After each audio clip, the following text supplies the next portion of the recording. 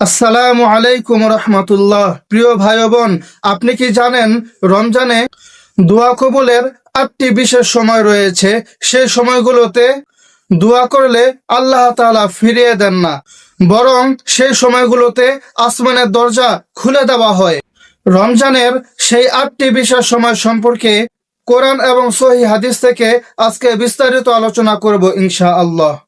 প্রিয় ভাই ও বোন আমার, রমজানের রহমত, মাগফিরাত এবং নাজাত ছাড়াও আরো একটি বিশেষ নাম রয়েছে, সেটি হচ্ছে দোয়া কবুলের মাস।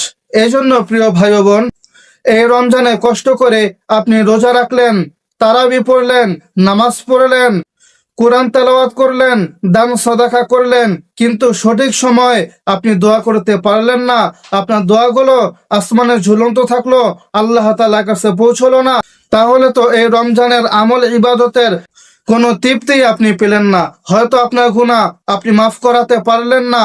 আপনার মনের আশাগুলো এমন কিছু থাকতে পারে আপনার জীবনের, আপনি এটি চাচ্ছেন, বছরের পর বছর, মাসের পর মাস আপনি দোয়া করতেছেন, দোয়া কবুল হচ্ছে না। এই জন্য প্রিয় ভাই ও বোন, একটু সময় দিয়ে ভিডিওটি না টেনে রমজান মাসে কখন দোয়া করলে সঙ্গে সঙ্গে আল্লাহ তাআলা দোয়া কবুল করেন, আল্লাহর নবী গ্যারান্টি দিয়ে বলেছেন কিভাবে দোয়া করবেন। ও প্রিয় ভাই ও বোন, জীবনে অনেক সময় তো অহেতুক গান বাজনা, টিভি, সিনেমায় নষ্ট করে দিয়েছেন। অনুরোধ করে বলবো, আজকে একটু সময় দিয়ে ভিডিও না টেনে, 1 সেকেন্ডও স্কিপ না করে ভিডিওটি সম্পূর্ণ মনোযোগ সহকারে দেখে শিখে যান কোন সময় কখন আপনি দোয়া করবেন, কখন আসমানের দরজা খুলে দেওয়া হয়, কখন আল্লাহ তাআলা সপ্তম আসমান ছেড়ে দিয়ে প্রথম আসমানে চলে এসে বান্দাদেরকে ডাকতে থাকে। ও প্রিয় ভাই ও বোন, তাহলে চলুন কথা না বাড়িয়ে এখনই বলে দিচ্ছি কোন সময় আপনি দোয়া করবেন। তার আগে এই গুরুত্বপূর্ণ ভিডিওতে একটি লাইক দিয়ে দিনী কাজে আপনিও শরীক থাকুন, কারণ আপনার একটি লাইকের মাধ্যমে আরো হাজার হাজার ভাই বোনদের কাছে ভিডিওটি চলে যাবে। আর প্রিয় ভাই ও বোন, আপনি যদি চ্যানেলে নতুন এসে থাকেন তাহলে এখনই চ্যানেলটিকে সাবস্ক্রাইব করে দিন, পরবর্তী একটি দোয়া এবং আমলের ভিডিও যেন মিস হয়ে না যায়। তাহলে চলুন আমরা প্রথমেই জেনে নেই রমজানের দোয়া কবুলের সবচাইতে পাওয়ারফুল সময় কোনটি। সেটি হচ্ছে ইফতারের সময়। প্রিয় ভাই ও বোন, আপনি সারাদিন রোজা রাখলেন, আপনি ক্লান্ত, আপনি ক্ষুধার্ত, আপনি তৃষ্ণার্ত। এই সময় অনেক খাবার আপনার সামনে, অনেক আয়োজন আপনার সামনে, কিন্তু আপনি খাচ্ছেন না। তৃষ্ণায় গলা কাঠ হয়ে গিয়েছে, কিন্তু আপনি পানি খাচ্ছেন না। কত নানান ধরনের শরবত আপনার সামনে, কিন্তু আপনি খাচ্ছেন না। আল্লাহ তাআলা ওই সময়টাতে খুশি হয়ে ফেরেশতাদেরকে বলে, ও আমার ফেরেশতারা, তোমরা আসমানের দরজা খুলে দাও, আমার বান্দা যা চাইবে আমি তাকে তাই দিব। আল্লাহ তাআলা আরো বলেন, ও ফেরেশতারা, দেখেছো আমার বান্দারা আমাকে দেখে নাই, জান্নাত জাহান্নাম দেখে নাই, তারপরেও আমার সন্তুষ্টি অর্জন করার জন্যে, আমার ভয়ে আমার বান্দারা খাবার সামনে নিয়ে না খেয়ে আছে। এখন আমার বান্দারা যেই দোয়া করবে আমি সেই দোয়াই কবুল করব। এই জন্য প্রিয় ভাই ও বোন, আল্লাহর নবী সহিহ হাদিসে বলেছেন, ইফতারের পূর্বে আল্লাহ তাআলার কাছে তার বান্দা যে দোয়াই করে আল্লাহ তাআলা সেই দোয়াই কবুল করেন। আল্লাহ তাআলা সেই দোয়াগুলো কখনোই ফিরিয়ে দেন না। এই জন্য প্রিয় ভাই ও বোন, ইফতারের সময়টা খুবই গুরুত্বপূর্ণ। ইফতারের আগের 5-10 মিনিট মোবাইল দেখে অহেতুক কথাবার্তা বলে নষ্ট করিয়েন না। এই সময় বেশি বেশি দোয়া করুন, ইফতারের দোয়াটি পড়ুন, আর আল্লাহ তাআলার কাছে দুহাত তুলে চাইতে থাকুন আপনার মনের মধ্যে যা কিছু হাজত রয়েছে, যত মানসিক যন্ত্রণা, ডিপ্রেশন, অভাব অনটন, যত কষ্ট, যত বড় থেকে বড়, যত কঠিন থেকে কঠিন যে জিনিসটি আপনার প্রয়োজন, আপনি আল্লাহ তাআলার কাছে দোয়া করতে থাকুন। একদিন দোয়া করলেন, পাইলেন না, আরেকদিন করুন, তারপরের দিন করুন, প্রতিদিন দোয়া করতে থাকুন। আল্লাহ নবী যে বলেছেন, আদ-দুআউ হুয়াল ইবাদা, দোয়াটাই হচ্ছে ইবাদত। অন্য হাদিসে বলেছেন, দোয়াই হচ্ছে সর্বশ্রেষ্ঠ ইবাদত। আপনি যখন দোয়া করবেন, যদি কিছু নাও পান, কিন্তু আপনার সওয়াব হচ্ছে, কিন্তু আপনি কিছু পাবেনই। আল্লাহ নবীজি বলেছেন, বান্দা যখন আল্লাহ তাআলার কাছে দোয়া করে, আল্লাহ তাআলা বান্দার কোনো দোয়া ফিরিয়ে দেন না, সেই দোয়া বান্দার কাজে আসবেই। এই জন্য প্রিয় ভাই ও বোন, ইফতারের আগে আপনি বেশি বেশি দোয়া করুন, প্রতিদিন দোয়া করুন। রমজানে দোয়া কবুল হওয়ার 2 নম্বর গুরুত্বপূর্ণ সময়টি হচ্ছে সেহরির সময়, শেষ রাতে। আল্লাহ তাআলা নিজে এই শেষ রাতে সপ্তম আসমান ছেড়ে দিয়ে প্রথম আসমানে চলে আসেন, আর আল্লাহ তাআলা বান্দাদেরকে ডেকে ডেকে বলেন, উদউনি আস্তাজিব লাকুম, ও আমার বান্দারা, তোমরা আমাকে ডাকো, আমি তোমাদের ডাকে সাড়া দিব। তোমরা আমার কাছে চাও, কে আছো ঋণগ্রস্ত, কে আছো অভাবগ্রস্ত, যার যা কিছু প্রয়োজন তোমরা আমাকে বলো, আমি তোমাদের দোয়াগুলো কবুল করার জন্য প্রতীক্ষমান রয়েছি। এই জন্য প্রিয় ভাই ও বোন, আপনি সেহরি খেয়ে ঘুমিয়ে যায়েন না, তার আগে আপনি 2 রাকাত সালাত আদায় করুন। যদি সেটা না পারেন তাহলে কোনো সমস্যা নেই, আপনি আস্তাগফিরুল্লাহ দুরূদ শরীফ একবার করে পড়ে আল্লাহ তাআলার কাছে হাত দুইটি তুলুন এবং মুনাজাতের মধ্যে আপনার যা কিছু প্রয়োজন, যা কিছুর হাজত আপনি চাইতে থাকুন। মনে রাখবেন, আল্লাহর নবীজি বলেছেন, দুহাত তুলে আল্লাহ তাআলার কাছে দোয়া করলে আল্লাহ তাআলা সেই দোয়াগুলো ফিরিয়ে দিতে লজ্জাবোধ করেন। এই জন্য প্রিয় ভাই ও বোন, এই রমজানের শ্রেষ্ঠ সময় তাহাজ্জুদের সময়, সেহরির সময়, এই সময়টাতে আপনি বেশি বেশি দোয়া করুন। এই গেল 2টি বিশেষ সময়। রমজানে দোয়া কবুলের 3 নম্বর বিশেষ সময়টি হচ্ছে প্রত্যেক ফরজ নামাজের আযান থেকে ইকামত পর্যন্ত যে সময়টুকু থাকে, সেই সময়ের মধ্যে যদি কোনো বান্দা আল্লাহ তাআলার কাছে দোয়া করেন, সেই দোয়াগুলো আল্লাহ তাআলা ফিরিয়ে দেন না।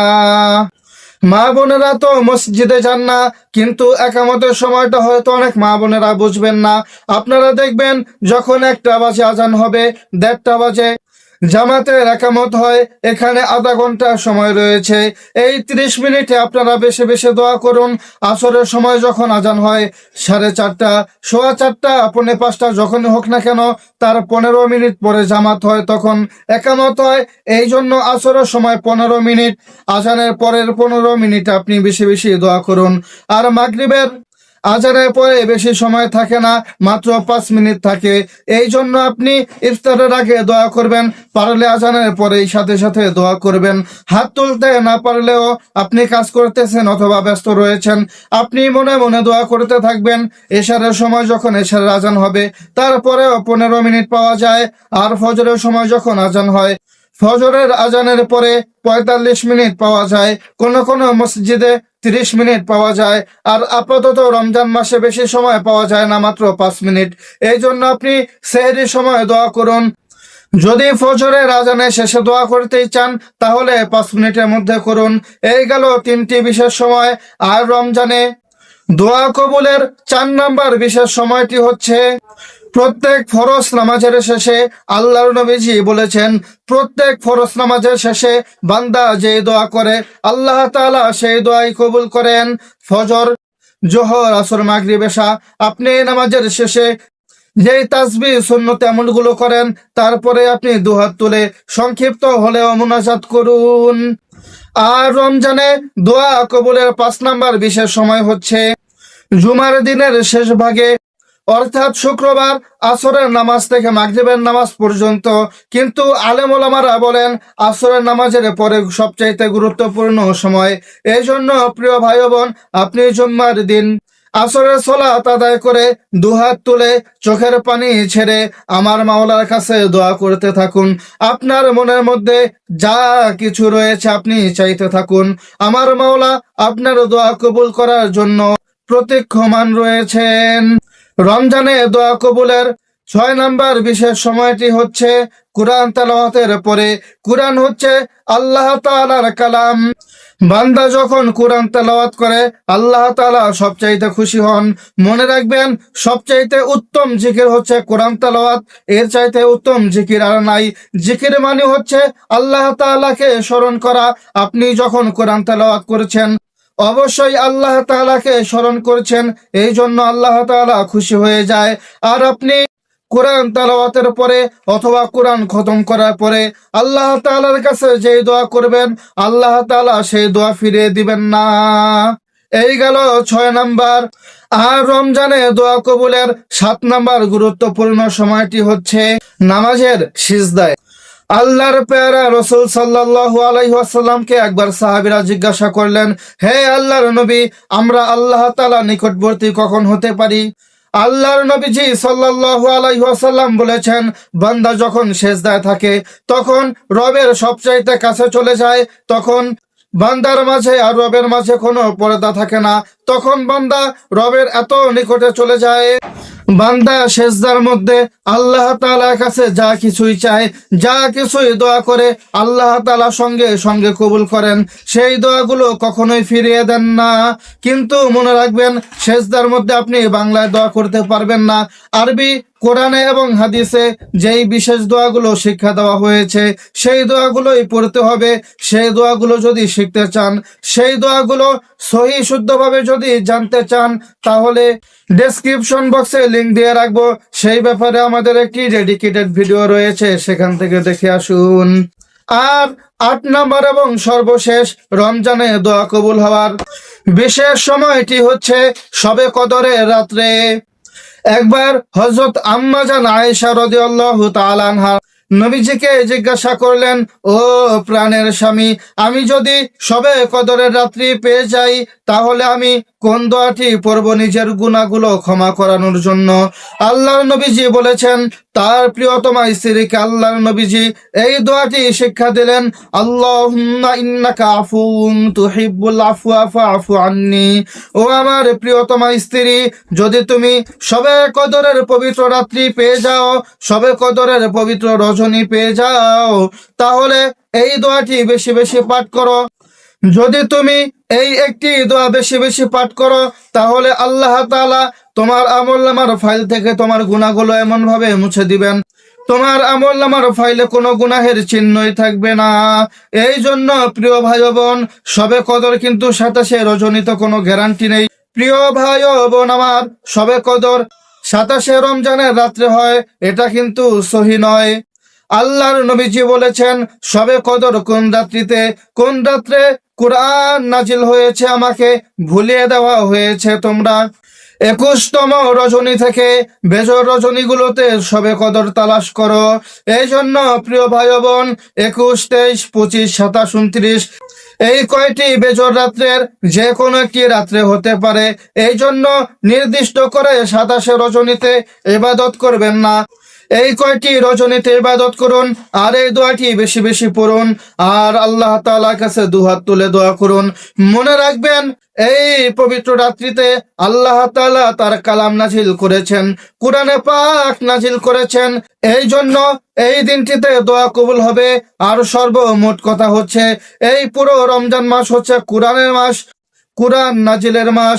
আপনি যখন দোয়া করবেন তখনই কবুল হবে। কিন্তু এই 8টি সময় হচ্ছে সবচাইতে বিশেষ সময়। আল্লাহর নবীজি আরো বলেছেন, রোজা রেখে যদি কোনো বান্দা দোয়া করে আল্লাহ তাআলা সেই দোয়া কবুল করেন। এজন্য আপনি যখন সময় পাবেন তখনই দোয়া করবেন। তবে এই 8টি সময় বিশেষ সবচাইতে গুরুত্বপূর্ণ। যদি পারেন এই 8টি সময়ের মধ্যে দোয়া করবেন, যদি না পারেন তাহলে আপনি অন্য যে কোনো সময় দোয়া করতে পারেন। কিন্তু আমি আবারও বলছি, এই 8টি সময় দোয়া করলে দোয়া কবুল হওয়ার চান্স সবচাইতে বেশি, কখনো 100-তে 100%। এই জন্য প্রিয় ভাই ও বোন, অবহেলা করে রমজান মাসটাকে কাটাবেন না।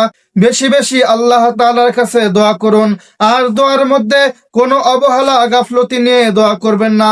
পূর্ণ মনোযোগ সহকারে আকতি মিনতির সাথে দুহাত তুলে চোখের পানি ছেড়ে দিয়ে আল্লাহ তাআলার কাছে চাইতে থাকুন।